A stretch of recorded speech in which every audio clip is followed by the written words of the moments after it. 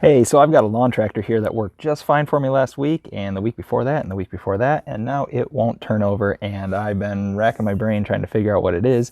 I verified that it does have gas flow going to the carburetor. I verified all the jets are good. I verified the spark plug works. Air filter's just fine, and it's got gas. The gas is good. So it's come down to the solenoid that goes at the bottom of the carburetor, and I think that's the problem, and we're going to see if this little trick will work and get it running again. Let's check it out.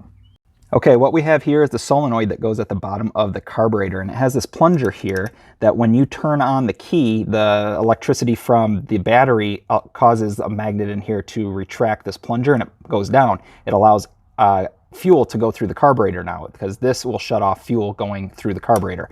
And then when you turn off the key, this plunger goes back up, cuts off the fuel, and this is to prevent backfire from occurring. So when you turn off your key, the spark plug will stop sparking, but the piston itself will have enough momentum for a few seconds. It'll keep moving inside of the engine, and because the engine acts like a pump, it's still going to suck in the air-fuel mix. It won't combust in the combustion chamber, and instead it'll be expelled into the exhaust. So the muffler will be hot enough to ignite that air-fuel mix, and it'll combust inside of the muffler, giving you backfire. So this is to prevent that from occurring.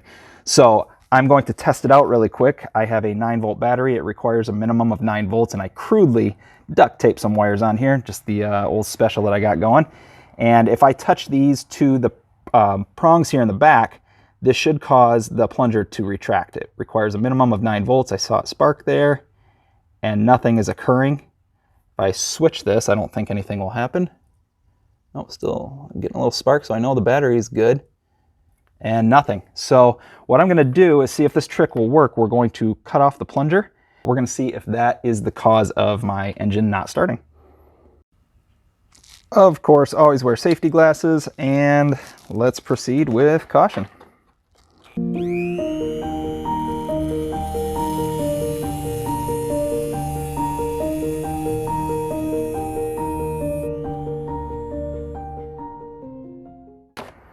All right, let's get this thing installed.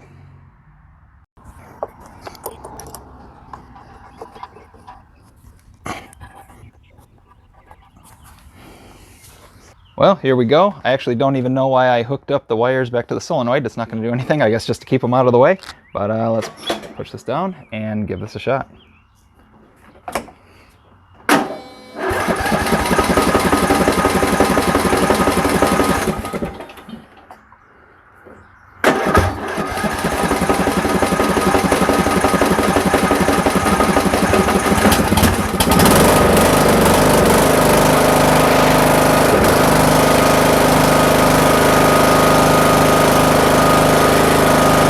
Sweet. I am glad that trick worked. I hope it helps you out if you happen to have the same problem and you're in a pinch and you just need to get your lawn tractor back up and running now.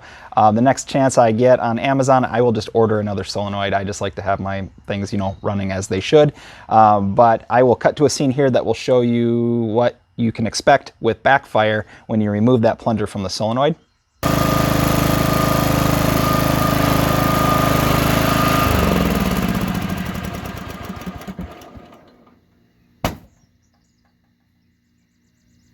I hope this helps you out. Feel free to give me a like if this saved you a headache, and get out there, get mowing, and take it easy, guys. Thanks.